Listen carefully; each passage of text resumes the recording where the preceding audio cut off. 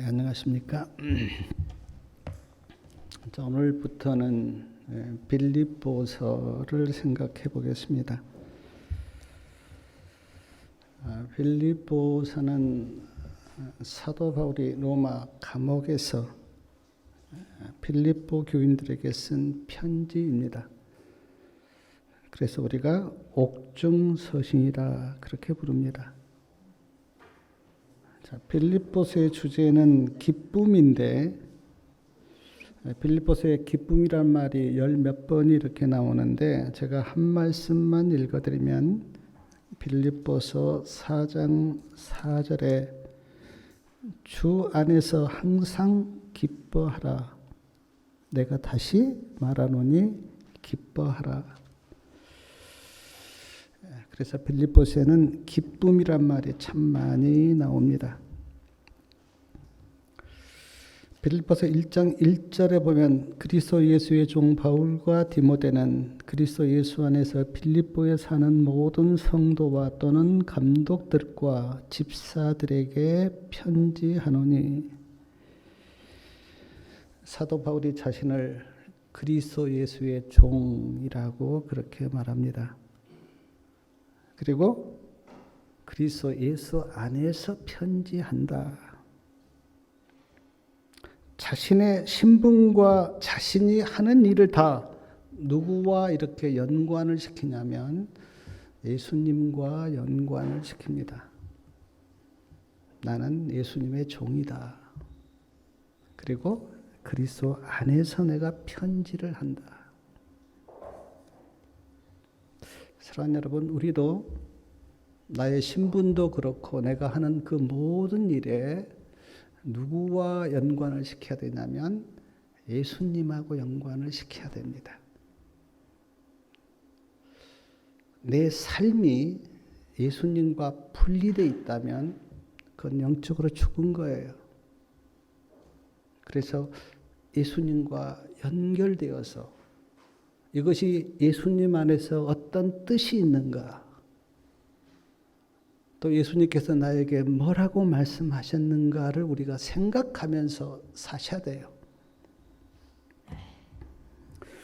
빌립보서 1장 2절은 인사인데, 하나님 우리 아버지와 주 예수 그리스도에게로서 은혜와 평강이 너희에게 있을지어다. 전에도 말씀을 드렸지만 다시 말씀을 드립니다. 은혜와 평강은 하나님 아버지와 예수 그리스도에게서 옵니다. 그러므로 은혜와 평강을 얻으려면 하나님 아버지께로 가야 되고 예수님께로 가야 돼요. 만약 다른 곳에서 평강을 얻으려고 하면 결코 얻지 못할 것입니다. 세상에 많은 사람들이 은혜와 평강을 다른 곳에서 찾아요. 사람에게서 찾으려고 그러고, 어떤 물질에서 찾으려고 그러고, 내가 좋은 집에서 잘 살면 나에게 은혜와 평강이 임할 거라고 생각하고 그렇게 사는데, 그래서 많은 사람들이 결국 실망을 하죠.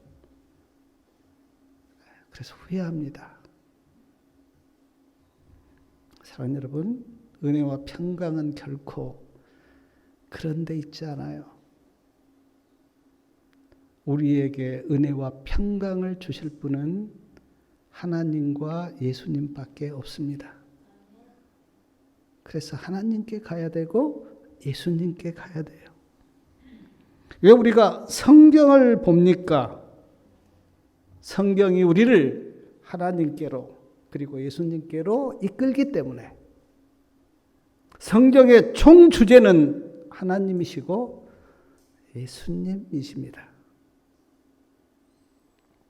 성경을 보면서 우리가 하나님을 발견하지 못하고 예수님을 발견하지 못한다면 성경을 잘못 보고 있는 거예요.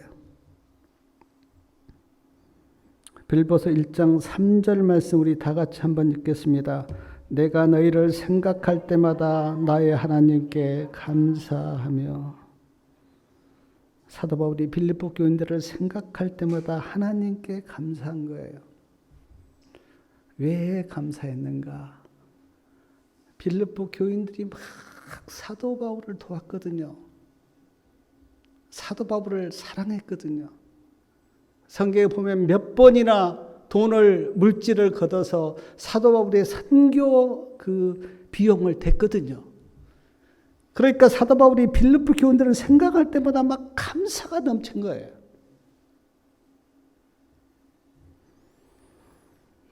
사랑하는 여러분, 우리도 누가 나를 이렇게 막 도와주면 감사하는 마음이 들지 않습니까? 저도 부족하지만 어떤 사람이 나를 막 도울 때 하나님께도 감사하고 그분께도 감사하고 감사하는 마음이 막 들어요. 사도 바울이 빌립보 교인들을 생각하면서 하나님 감사합니다. 하나님을 도와서 감사하고 내가 주의 사업을 하는데 나를 도와서 감사하고 우리 성도들도 그런 일에 자신을 드리고 돕는 그런 주의 백성들 되시기 바랍니다. 특별히 3절에 보니까 나의 하나님께 감사하며 나의 하나님 그랬습니다. 물론 하나님은 온 우주의 하나님이시고 우리 모두의 하나님이시지만 그렇게만 믿으면 구원받지 못해요. 나의 하나님으로 믿으셔야 돼요. 하나님을 나의 하나님으로 믿으셔야 하나님과 연결이 돼요. 누구의 하나님? 목사님의 하나님, 장로님의 하나님, 우리 아버지의 하나님, 그게 아닙니다. 나의 하나님이 되셔야 돼요. 그래서 우리가 하나님을 아버지라고 부른 게 뭡니까? 나의 하나님이 되신 거예요. 나의 하나님.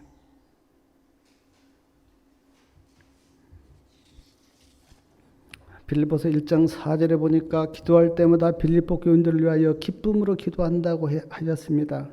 그 이유가 5절에 나오는데 예수님을 전하기 시작한 때부터 지금까지 복음 안에서 빌립보 교인들과 함께 교제를 나누고 있기 때문에 계속 교제를 이렇게 나눴어요. 사도 바울도 빌립보 교인들에게 안부를 전하고 또 빌립보 교인들도 사도 바울을 위해서 기도하고 끊어지지 않았어요. 그래서 빌립보 교인들을 생각하면 막 기쁜 거예요. 사랑하는 여러분, 성도님들은 어떤 사람을 위해서 기도하면 기쁨이 넘치는 그런 사람이 있습니까? 내가 어떤 사람을 위해서 막 기도하는데 그 사람을 생각하면 막 기뻐요, 마음이. 저는 전에도 있었고 지금도 있습니다. 그 사람을 생각하면서 기도하면 막 기쁨이 넘쳐요. 그리스도 안에서 기쁨을 주는 사람. 우리 모두 그런 사람이 되고 내 안에 그런 사람이 있기를 바랍니다. 빌립보서 1장 7절 중간에 보니까 사도 바울이 빌립보 교인들에게 너희가 내 안에 있다. 그렇게 말씀합니다. 너희가 내 안에 있다. 누가 내 안에 있으면 어떻습니까? 어떤 사람이 내 안에 늘 있어요. 그러면 늘 그 사람이 그립고 그 사람이 보고 싶고 그 사람을 위해서 기도하게 되고 사랑하는 여러분, 제가 원하기는 우리 성도님들 마음속에 서로 어떤 성도님들이 있기를 바라고 우리 성도님들 마음에 제가 있고 제 마음에도 성도님들이 있기를 바랍니다. 그래서 우리가 안식일에 만나서 예배를 드리고 이렇게 헤어지지만 그래도 일주일 내내 우리 마음속에 어떤 한 성도님들이 있고 그래서 우리가 서로 기도하고 하나님이 그렇게 되기를 바라세요. 우리는 다 하나님의 가족이기 때문에 그리스도의 피로 우리가 서로 연결됐기 때문에 인간의 피도 지나다 그렇게 했는데 하나님 아버지 예수 그리스도의 피로 우리가 연결됐다면 우리 관계가 얼마나 진합니까?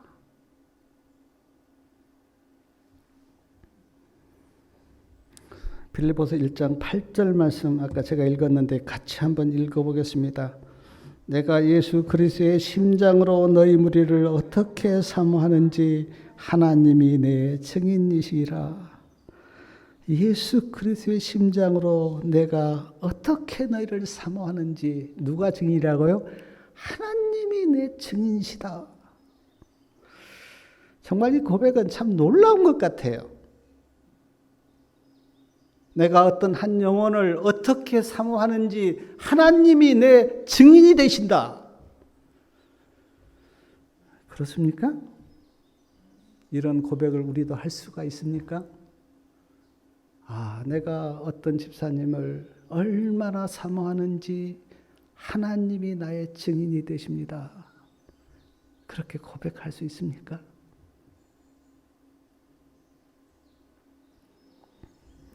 빌립보서 1장 6절 말씀 좀 우리 같이 한번 읽겠습니다. 너희 속에 착한 일을 시작하신 이가 그리스도 예수의 날까지 이루실 줄을 우리가 확신하노라. 우리 안에서 착한 일을 시작하시는 분 누구십니까? 하나님이십니다. 그리스도 예수의 날까지 그랬는데 이 날은 재림을 가리킵니다. 지금부터 우리 안에서 착한 일을 시작하시는 그 하나님이 예수님이 재림하실 때 이루신다고, 그거를 사도 바울은 확신한다고 그렇게 고백하고 있습니다. 그런데 사랑하는 여러분, 우리 안에서 착한 일을 시작하신 그 착한 일이 무엇입니까? 그 착한 일이 뭐예요? 물론 여러 가지가 있지만 제가 생각한 거는 우리의 마음을 변화시키는 일이에요. 예수님을 믿고 우리의 품성이 달라지는 일, 사람이 변하는 일. 어떤 기적보다 더 큰 기적은 인간이 변하는 거예요. 이런 말 많이 아마 들어보셨을 거예요. 사람은 안 변해. 안 변합니다. 근데 변하는 유일한 한 가지 이유가 있어요. 하나님이 내 안에서 나를 변화시키면 변해요. 아멘? 기독교 역사 가운데 사람이 변한 어떤 그런 예는 너무도 많습니다. 저도 많이 변했어요. 예수님을 믿기 전에는 헛된 욕망을 쫓아서 저도 살았어요. 근데 지금은 그런 욕망이 없어요. 한 가지 욕망이 있다면 그 욕망이 뭐냐면 예수님을 닮는 것.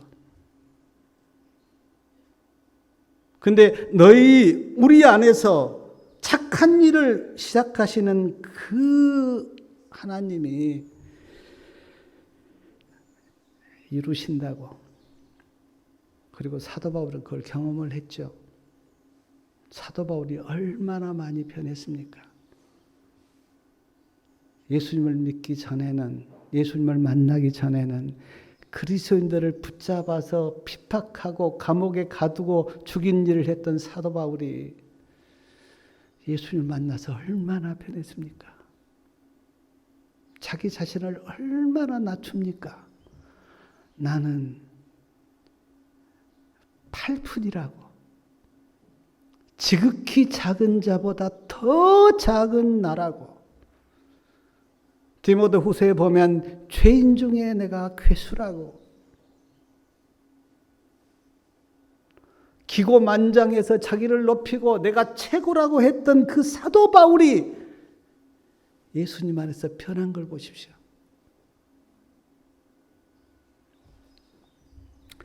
그런데 사랑하는 여러분, 하나님은 강제로 무슨 일을 하지 않으세요. 하나님의 품성상 강제로 못하십니다. 그리고 호소하세요.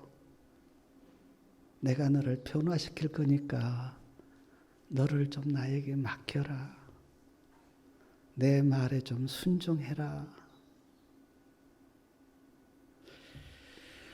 근데 제가 보니까 그 예수님께 맡기질 않아요, 우리가.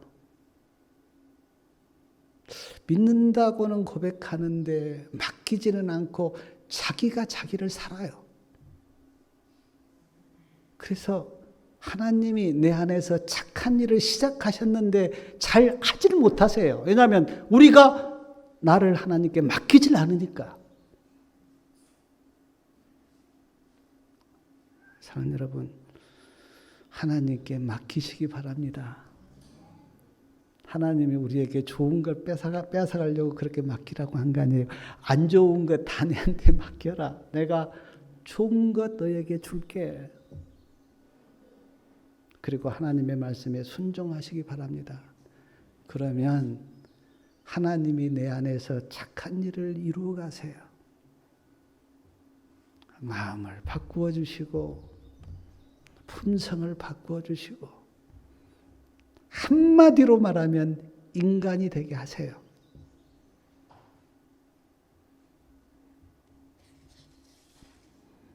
구절에 보니까 내가 기도하노라 그랬습니다. 사도 바울이 어떤 기도를 하는가?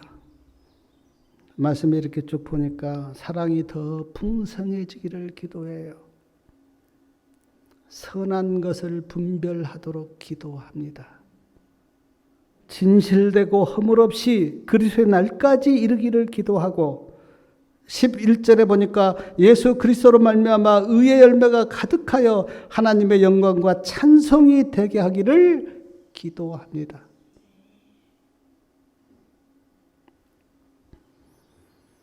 빌립보 교인들뿐만 아니라 좀 우리도 사랑이 좀 더 풍성해지고요. 주님을 알면 알수록 사랑이 좀 더 풍성해지고 사랑이 좀 많아져서 전에는 사랑하지 못한 것들이 사랑해지는 그런 놀라운 일들이 우리에게 있기를 바랍니다. 선한 것을 분별하고 예수님이 오시는 날까지 진실하고 의의 열매가 가득하여 하나님께 영광과 찬송을 돌리는 그 일을 위해서 우리가 기도하고 그 기도가 성도님들에게 이루어지기를 바랍니다. 또한 사도 바울은 지금 감옥에 있습니다. 그래서 3번이나 1장에만 보면 3번이나 13절에 내가 매여 있다 그렇게 말씀합니다. 나의 매임이 14절에도 형제 중 다수가 나의 매임을 인하여 17절에도 저들은 나의 매임에 사도 바울은 매여 있어요. 그때 감옥이 어떤 상태인지는 모르지만 어떤 분들은 그 쇠사슬에 발이 묶여 있다 그렇게도 이야기합니다. 근데 사도 바울이 놀랍게도 고백하기를 나는 매여 있지만 누구는 매여 있지 않다? 예수님은 매여 있지 않다. 우리 빌립보서 1장 15절 말씀 다 같이 한번 읽어보겠습니다. 어떤 일은 투기와 분쟁으로 어떤 이들은 착한 뜻으로 그리스도를 전파하나니 어떤 이들은 막 시기가 나서 사도 바울만 전하냐? 나도 전할 수 있다. 그래서 시기가 나서 막 예수님을 전하고 어떤 사람은 사도 바울이 지금 감옥에 있으니까 우리라도 좀 열심히 예수님을 전하자. 그래서 막 착한 마음으로 예수님을 전해서 예수님이 막 전파가 된 거예요. 이런 소식을 사도 바울이 감옥에서 듣습니다. 사도 바울이 지금 감옥에 있어서 어떻게 예수님을 전할까 그렇게 고민하고 있는데 소식을 듣기를 어떤 사람은 시기가 나서 예수님을 전파하고 어떤 사람은 막 착한 마음으로 예수님을 전해서 막 더욱더 예수님이 많이 전해집니다. 그런 소식을 사도 바울이 들어요. 그리고 사도 바울이 뭐라고 이야기하는지 우리 18절 말씀 같이 한번 읽겠습니다. 그러면 무엇이뇨? 외모로 하나 참으로 하나 무슨 방도로 하든지 전파되는 것은 그리스도니 이로써 내가 기뻐하고 또한 기뻐하리라. 사도 바울이면 너무 기쁜 거예요. 그래, 뭐 식이 나서 전하든 착한 마음으로 전하든 예수님이 막 전파되어서 사람들이 구원받으니까 사도 바울이 너무 기쁘고 좋은 거예요. 그렇지 않습니까? 어떤 마음으로 전하든 우리가 그래 나는 저 사람보다 더 잘 전해야지라고 시기가 나서 전하든 영혼을 사랑해서 전하든 막 예수님이 전파된다면 좋은 일 아닙니까?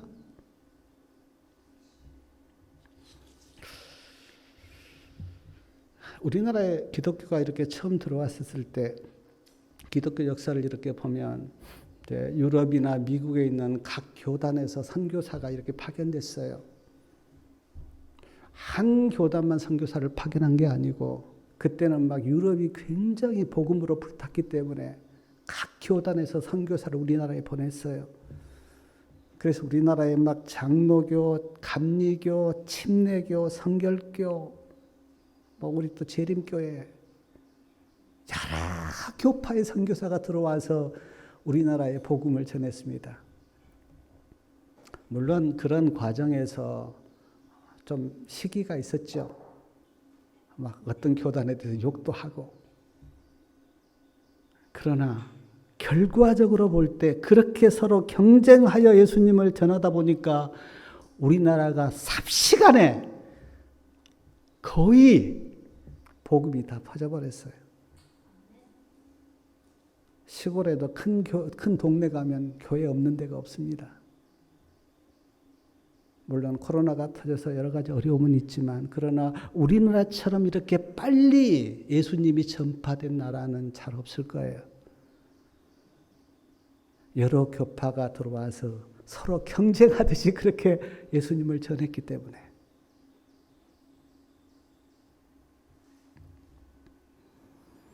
좋은 일이죠. 서로 우리가 격려하고 착한 마음으로 예수님을 전하면 그것처럼 좋은 일이 없죠. 자, 여러분, 제가 바라기는 우리의 믿음이 그래 나는 어떤 사람보다 더 내가 믿음이 좋을 거야. 내가 더 예수님을 많이 알 거야. 더 예수님을 좀 내가 더 닮을 거야. 그런 거룩한 경쟁이 우리 안에 있기를 바랍니다. 하나님이 그걸 원하세요. 빌립보서 1장 20절 끝에 보면 사도 바울이 이런 고백을 합니다. 온전히 담대하여 살든지 죽든지 내 몸 안에서 그리스도가 존귀히 되게 하려 하나니. 예수님이 존귀하게 되기를 원한다. 내가 막 편하게 잘 살고 막 내가 출세하고 내가 그런 게 아니고요. 내 몸에서 예수님이 존귀하게 되기를 원한다. 사랑하는 여러분, 우리가 진짜 이런 마음을 가지고 살면 좀 가난하면 어떻습니까? 제가 보니까 가난하면 시험이 없어요. 근데 돈 많고 부자면 시험이 많습니다. 이 돈을 어떻게 쓸까? 그리고 돈이 있으면 꼭 사람이 뻘 생각을 해요. 돈이 없으면 집에서 책 보고 있는데 돈 많으면 꼭 뻘 생각을 하고 나가서 죄를 짓습니다. 내 안에서 예수님이 존귀하게 되기를 그런 마음으로 살면 좀 가난하면 어떻고 좀 몸이 불편하면 어떻고 좀 내가 뭐 좀 힘들면 어떻습니까? 그게 문제가 안 됐잖아요. 예수님이 존귀하게 되기를 내가 원하면은요.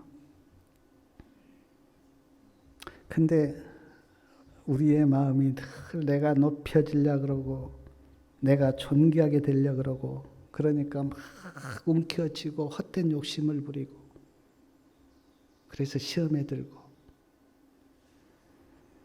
사랑하는 여러분, 우리의 삶의 목적이 나에게 있지 않고 내가 어떻게 하면 예수님을 존귀하게 할까 그렇게 바뀌기를 바랍니다. 내가 예수님을 높이고 존귀하게 여기면 예수님이 또 나를 높이고 존귀하게 여겨요. 그래서 내가 높아지고 존귀하게 되는 길은 예수님을 높이고 예수님을 존귀하게 여기는 거예요. 그러면 예수님이 그 모든 그거를 또 나에게 다 주세요. 성경에 보면 참 제가 성경 읽으면서 우리가 참 제가 은혜가 되고 좋은 게 뭐냐면 우리가 그 영광을 주님께 다 돌리지 않습니까? 하나님이 하셨어요. 하나님의 은혜예요. 그렇게 영광을 주님께 돌리면 주님이 아니다. 네가 잘했어. 예수님은 또 그 영광을 나에게 돌리세요. 네가 잘한 거야. 네가 열심히 한 거야. 네가 믿음으로 산 거야. 우리는 하나님께 영광을 돌리면 하나님은 그 영광을 나에게 돌리시면서 그 관계가 얼마나 아름답습니까? 우리는 하나님께 영광을 돌리고 하나님은 그 영광을 다시 나에게 주시고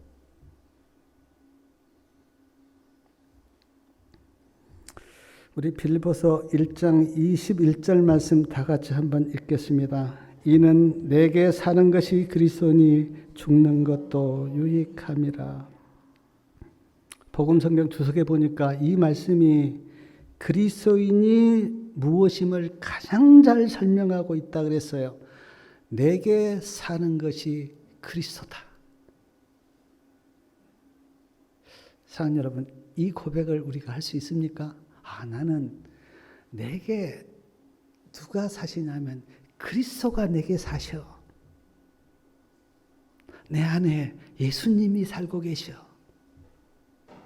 나는 내 생각과 내 뜻대로 사는 것이 아니라 예수님이 내 안에서 살고 계셔 라고 고백할 수 있는 이 고백이 그리스도인이 된다고 하는 것을 가장 잘 설명하고 있다. 사랑하는 여러분, 우리가 예수님을 믿기 전에는 내가 주인이었죠. 그래서 내 마음대로 살았죠. 근데 이제는 내가 예수님을 나의 구주로, 주인으로 고백한 이후에는 내가 나의 주인이 아니에요. 예수님이 나의 주인이세요. 저는 이것이 놀라운 축복인 게 내가 내 인생을 살면 어떻습니까? 허물투성입니다. 잘못 가요. 근데 예수님이 나의 주인으로 사시면 어떻습니까? 잘 살죠. 내가 산 것보다 훨씬 더 잘 살죠. 그래서 내가 사는 것보다는 내 안에 예수님이 사셔야 되는데 사도 바울이 이렇게 고백한 거예요. 내게 사는 것은 그리스도다. 우리 성도들도 이런 고백을 할 수 있기를 바랍니다.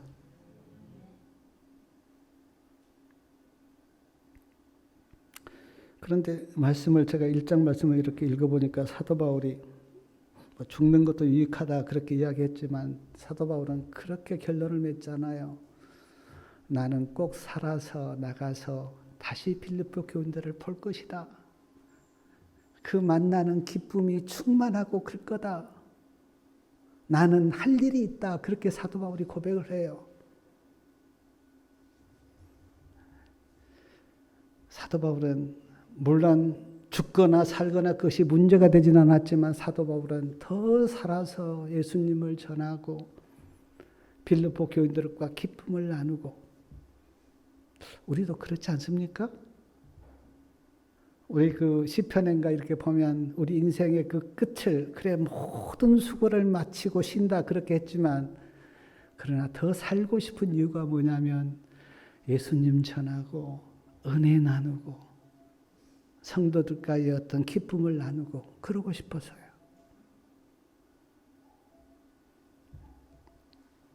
살아 있어야 될 이유가 우리에게도 있습니다. 열왕기상 19장 4절에 보면 엘리야가 노된나무 아래 앉아서 하나님 날 죽여주세요. 그렇게 엘리야가 지쳐서 도망가면서 이야기했어요. 그때 하나님이 안 죽여줍니다. 천사를 보내서 막 뭐 떡을 먹이고 물을 먹여서 막 기운을 돋게 해요. 그리고 엘리야가 그 호렙산 동굴에 가서 있는데 하나님이 그를 찾아가서 엘리야에게 사명을 맡깁니다. 엘리야야, 다메섹으로 가서 하사엘에게 기름을 부어서 아랍 왕이 되게 하라. 에후에게 기름을 부어서 이스라엘 왕이 되게 하고 엘리사에게 기름을 부어 네 후계자로 삼으라. 사명을 맡겨주세요. 그리고 그 사명을 엘리야가 감당합니다. 사랑하는 여러분, 우리도 해야 될 사명이 있어요.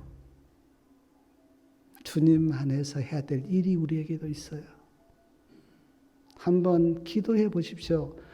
예수님, 내가 예수님 안에서 할 일이 무엇입니까? 라고 기도해 보면 반드시 하나님께서 말씀으로 주시든지 우리에게 사명을 주세요. 이 일을 네가 해라. 그 사명을 찾으시기 바랍니다. 그러면 인생이 달라져요. 저는 부족하지만 제가 주님 안에서 어떤 한 분야를 맡고 있다는 것에 저는 감사하고요. 하나님, 저에게 이 일을 맡겨주셨는데 내가 이 일을 잘 할 수 있도록 하나님 나를 도와주세요. 나와 함께 하여 주세요. 그렇게 저는 감사 기도를 해요. 아무것도 없이 사명도 없이 무례하게 그렇게 살면 그 인생이 얼마나 안 됐습니까? 기도라도 하십시오. 기도. 몸이 연약해서 할 수 없으면 기도라도 하세요.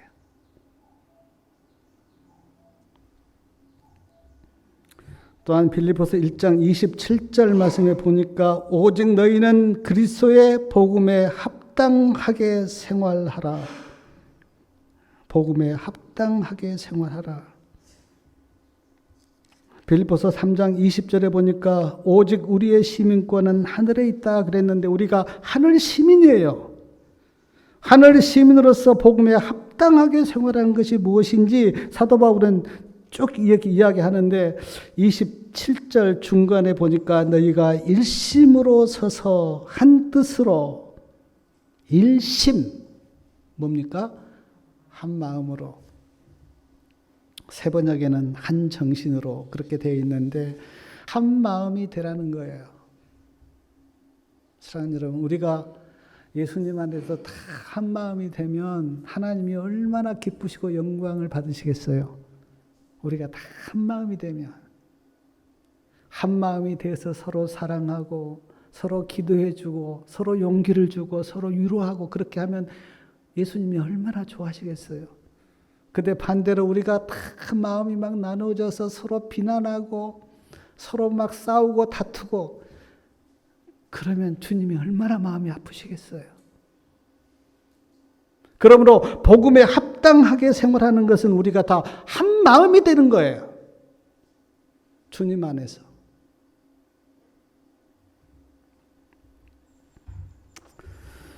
저는 성도님들부터 이렇게 전화를 가끔 받는데 한 성도님이 어떤 성도님을 원망하고 이렇게 막 할 때 그 전화를 받고 나면 마음이 얼마나 좀 씁쓸하고 괴로운지 몰라요. 뭐 누구 편도 못 들겠고 되게 마음이 안 좋아요. 근데 어떤 서로 사랑하고 서로 기도하는 그런 전화를 받으면 막 용기가 나요. 또한 빌립보서 1장 20절 끝에 보니까 복음의 신앙을 위하여 협력하는 것과 협력하라고. 어떤 사람을 위해서 협력하는 것이 아니고 목사나 장로를 위해서 협력하는 것이 아니고 복음을 위하여 협력하라고. 근데 어떤 사람은 막 자기 고집대로 하려고 그러죠. 자기 마음대로.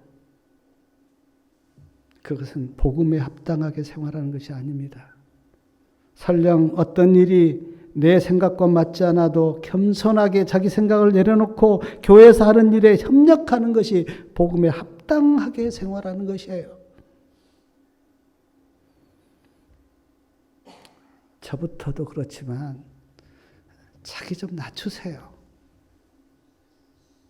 자기 좀 드러내려고 하지 마세요. 교회까지 와서 자기를 드러내려고 하면 어떻습니까? 이게 해결 방법이 있습니까? 겸손하고 온유를 배워야 돼요.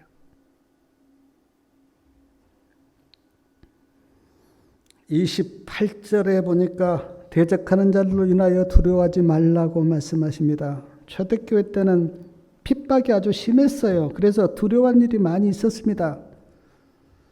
근데 우리가 진짜 구원받은 하나님의 백성이라면 세상 일 때문에 두려워하지 말아야 돼요. 예수님을 믿는다고 하면서 막 세상 사람들과 똑같이 염려하고 두려워하면 세상 사람들이 속으로 그래요. 속으로. 대놓고는 안 해도 속으로. 저럴 바에는 예수님을 왜 믿어? 교회는 왜 나가? 속으로 비난하고 조롱해요. 저도 이렇게 돌이켜보면 옛날에 막 염려하고 두려워했는데 지금 생각하면 너무 많이 부끄러워요. 내가 왜 그랬을까? 예수님을 믿는다고 하는데 하나님이 살아계시고 나와 함께 한다고 하는데 왜 그렇게 세상 사람들과 똑같이 염려하고 두려워했을까? 부끄럽기도 하고요. 좀 달라야 되지 않을까요? 뭐가 달라도? 예수님을 믿으면 부활의 소망과 하늘 소망을 가지고 있다면 뭐가 달라도 달라야 되지 않을까요? 세상 사람하고?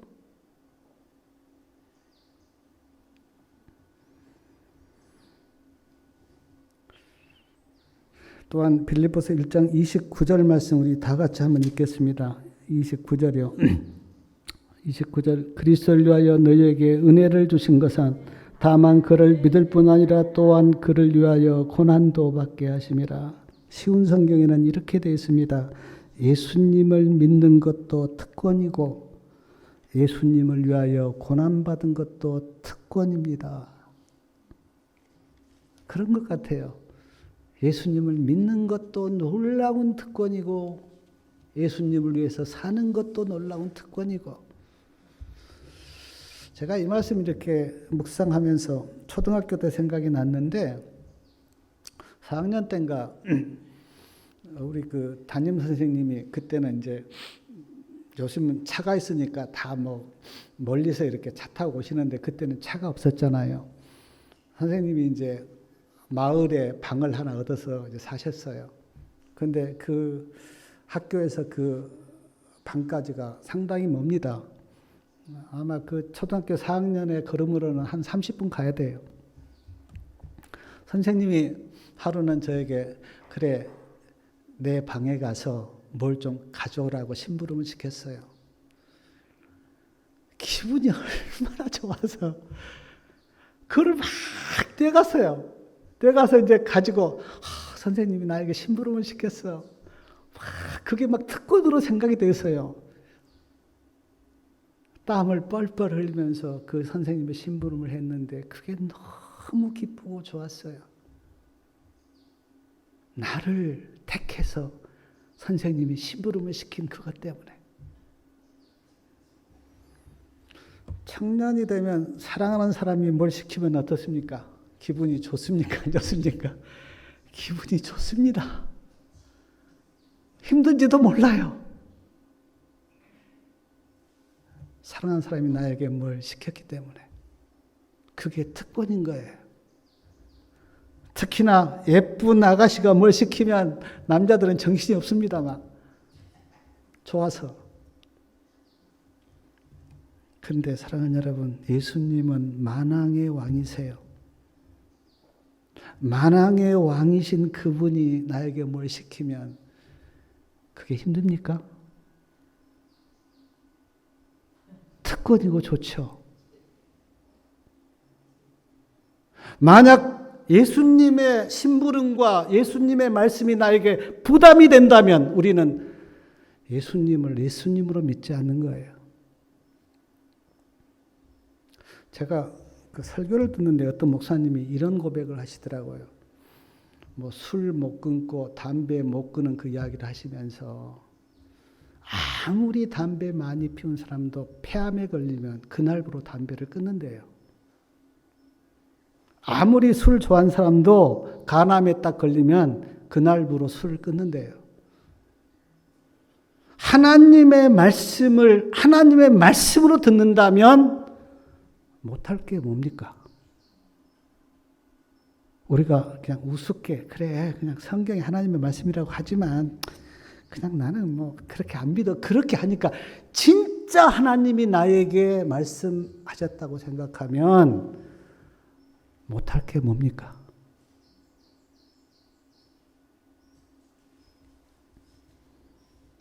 사랑하는 여러분, 누가 저에게 복음에 합당하게 세워난 것이 뭐냐고 그렇게 물으면 저는 이런 생각을 해봤어요. 맡은 바 일에 성실하는 것이 복음에 합당하게 생활하는 것이다. 믿음으로 살고 예수님을 닮아가는 것이 복음에 합당하게 생활하는 것이다. 서로 사랑하는 것이 복음에 합당하게 생활하는 것이다. 예수님 안에서 기쁨과 안식을 누리는 것이 복음에 합당하게 생활하는 것이다. 예수님을 전하여 영혼을 구원하는 것이 복음에 합당하게 생활하는 것이다. 사랑하는 여러분, 복음에 합당하게 생활하시기 바랍니다. 어떤 미래학자가 이런 말을 했어요. 지구는 침몰해가는 타이타닉호와 같다. 제가 뭐 환경운동가도 아니고 뭐 기후변화에 대한 그런 것도 제가 잘 모르기 때문에 모르는데 이 기후변화를 이렇게 연구하신 사람은 지구에 대해서 굉장히 절망적입니다. 이렇게 가다가는 지구는 자멸할 수밖에 없다. 그렇게 다 이야기해요. 그래서 이 지구가 침몰해가는 타이타닉호와 같다. 근데 이 말을 이렇게 하면서 어떤 목사님이 이렇게 이야기했어요. 지구가 지금 침몰해 가는데 빨리 구명조끼를 입으십시오. 살려면 구명조끼를 입어야 합니다. 근데 그 구명조끼가 뭔가? 예수님을 나의 구주로 믿고 주님 안에 거하는 거예요. 아직까지 구명조끼를 입지 않았다면 빨리 구명조끼를 입으시기 바랍니다. 사랑하는 성도님들이시여, 사도 바울처럼 우리도 사나 죽으나 그리스도가 존귀하게 되기를 바라고 내게 사는 것이 그리스도라고 고백하고 복음에 합당하게 생활하는 주의 백성들 다 되시기 바라면서 말씀을 마치겠습니다.